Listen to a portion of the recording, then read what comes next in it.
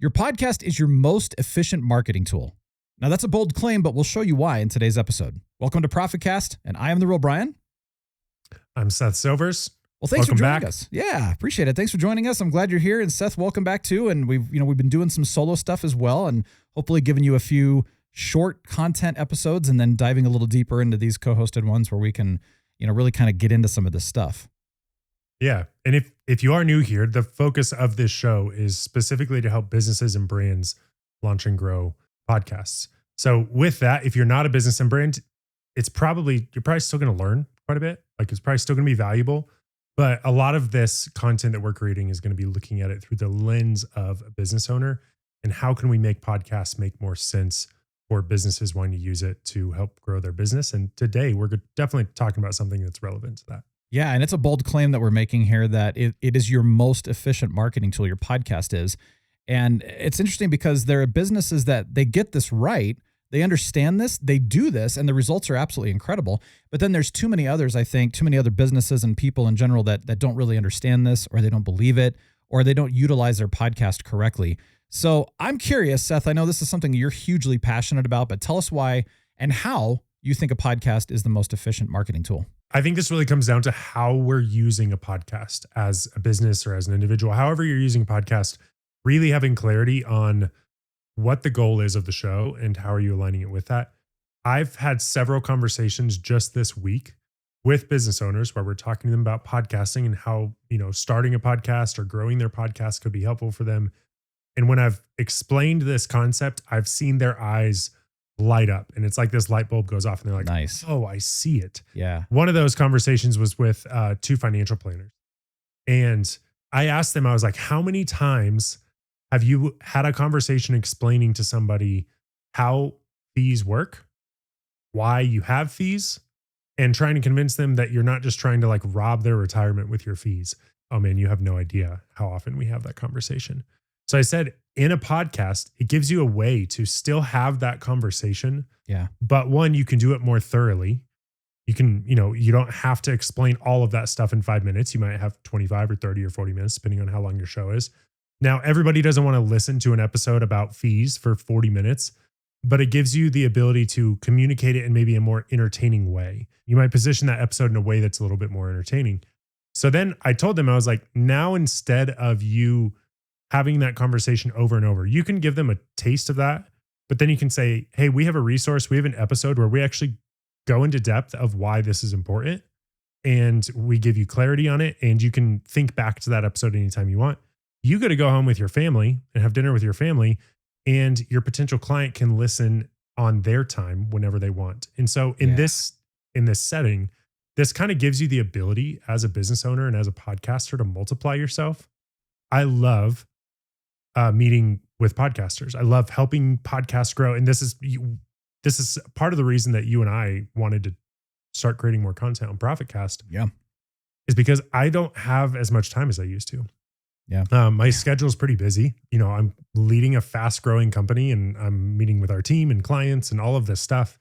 And so there's a lot of people that are coming through where they don't necessarily need to hire us to do their podcast, but having resources like this gives us a way to still help them, to where I can kind of have some of the conversations on this podcast that I maybe would have had like over coffee over and over and over again. And I love those conversations, but from a practical standpoint, I just can't do as many of them anymore. I really like that approach too, because it's giving you an opportunity to, send your clients, potential clients, to this resource, to Profitcast, and say, we've answered these questions. Come check this out. Come listen to this kind of thing too. Yeah. Like you said, that way you don't have to have those extra things. So it is. And because one of the things that we're hearing right now is that podcasts are one of the worst ways to grow something. Like it's not an efficient growth mechanism anymore, but it is a wonderful nurturing tool. And now we're looking at the most efficient marketing tool as well. But from a growth perspective, you're not attracting people to your podcast. So maybe talk about that a little bit and how that works or doesn't work, or how you should kind of look at that kind of a thing. Yeah. I always encourage people to look at how are you currently communicating with your audience or with your customers or with your prospects. So take a look at your email marketing. Take a look at your social media marketing. Take a look at all of the areas where you are currently communicating And are there ways that you could kind of drop podcast episodes into that communication flow, that communication process, Mm-hmm. to then give your audience even more time with you? So an example might be looking at it strictly from a sales perspective. You might be going and acquiring leads on Facebook or on Google, and then they might be filling out a form, and then your sales team is kind of following up with them over a couple weeks or a couple months. You might be trying to increase the amount of touch points. Let's say you figured out, oh, we need to have 10 touch points, 10 communication points with this person Mm-hmm. before they're like ready to buy. Yeah. What if one of those touch points is them listening to an episode of a podcast? That episode, that touch point now isn't just like a 5-minute check-in call or them reading an email. How can we use a podcast in the ways that we're already communicating with our community or with our audience in order to take those relationships deeper? And it's more efficient. Your salesperson probably doesn't have the time to, have 10, 35-minute touch points with every prospect. But if some of those can be a podcast and some of those can be phone conversation, and the podcast is even in a more like trusting way, like, and I know you'll kind of like that aspect of this, Brian, of like, it doesn't feel like a sale. It doesn't feel like you're selling them. It's like, oh, they're actually getting to know your brand and getting to know your story. So then the next time that salesperson calls them, the level of trust that they have for your company is actually it's a lot higher. The salesperson didn't necessarily do more work. Yeah, it is. I had this conversation too, when we were at EOS, I was talking to people and saying, your podcast is a way for you to put a voice to your content, to your stuff that you do. So, they might know you through your website, through some of your written content, or just about you in general, but they don't know you. They don't hear you. They don't see you. And it humanizes things in a way that can develop a trust and a loyalty and a, like you said, a relationship that is something that cannot be recreated otherwise, I don't think. And so I think that this is something that I find to be incredibly valuable. And then another thing I was going to mention too, and I'm not going to talk about the company specifically, but there is a company, in fact, they do like high-end RV kind of things and vans and other things like that. And it's interesting, they've got a YouTube channel that kind of goes over some things, but I think, going to what you were talking about, people contact them frequently with questions. They get onto their Facebook group, and a lot of times people ask the same questions over and over and over and over and over.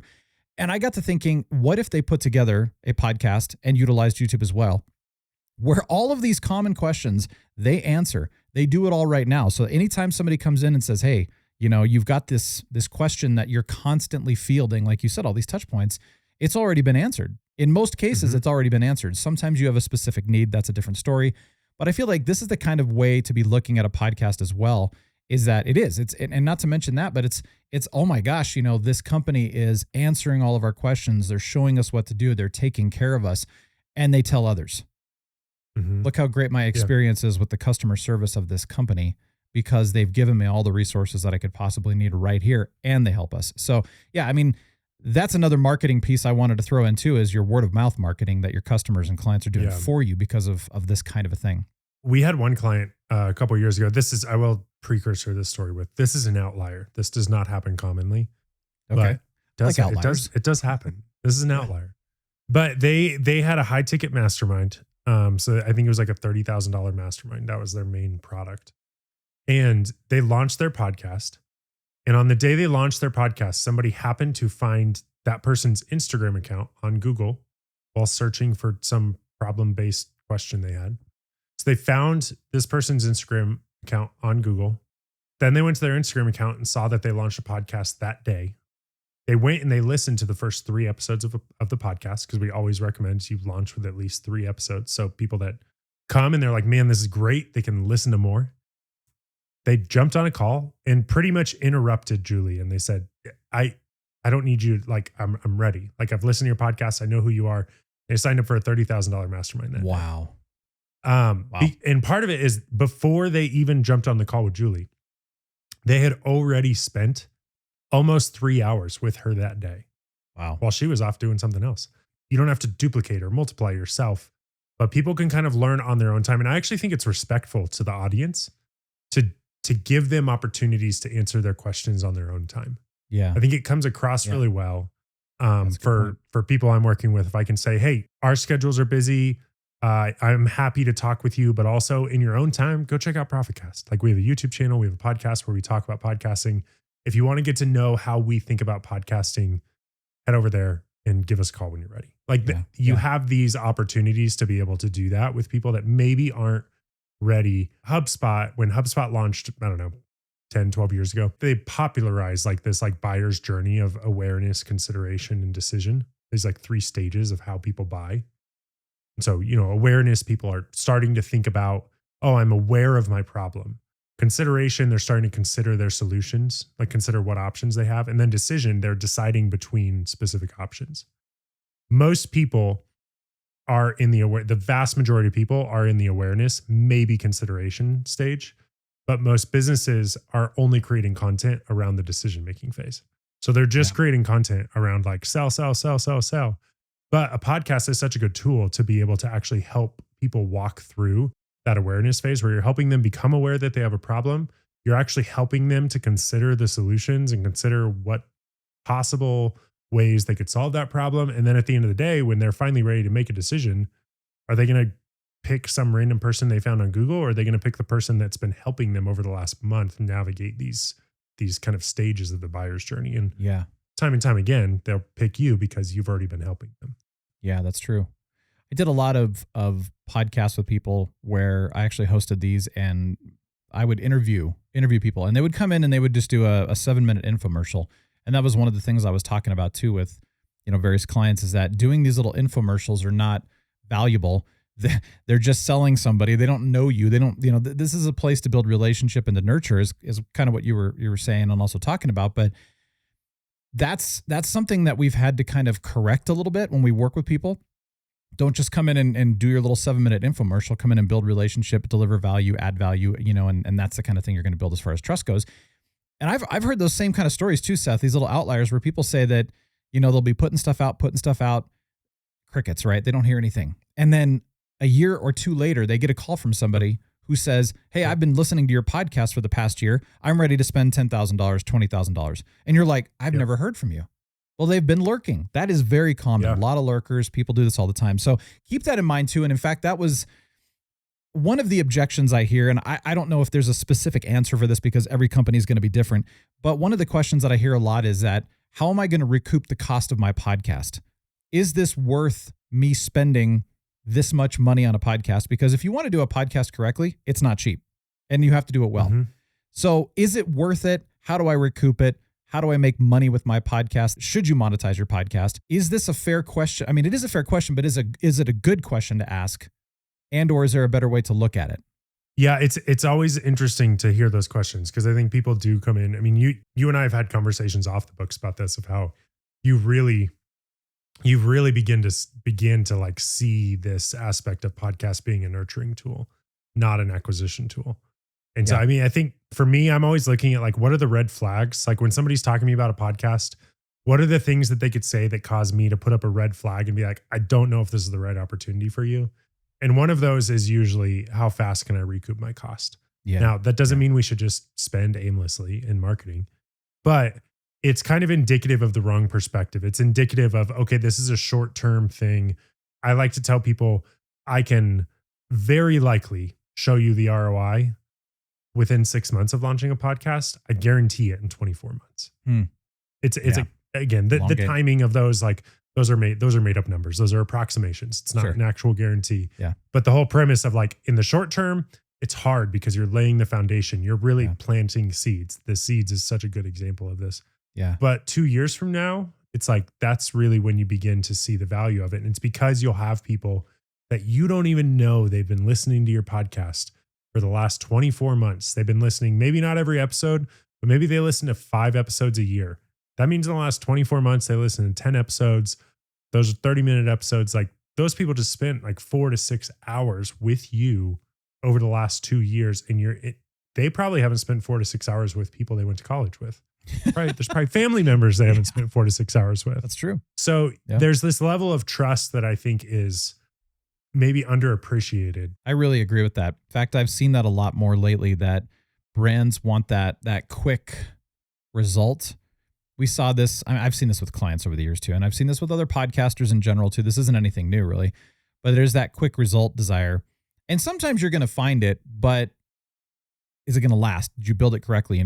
But I mean, you're right about this too, because I do see way too much undervaluing the nurturing, the longevity, the long-term aspect, the delivering value, building relationship, that kind of thing too. I see a lot of undervaluing of even soft skills and that kind of thing too, with businesses, which are essential. I mean, usually the ones that undervalue that are the ones that have a lot of internal problems.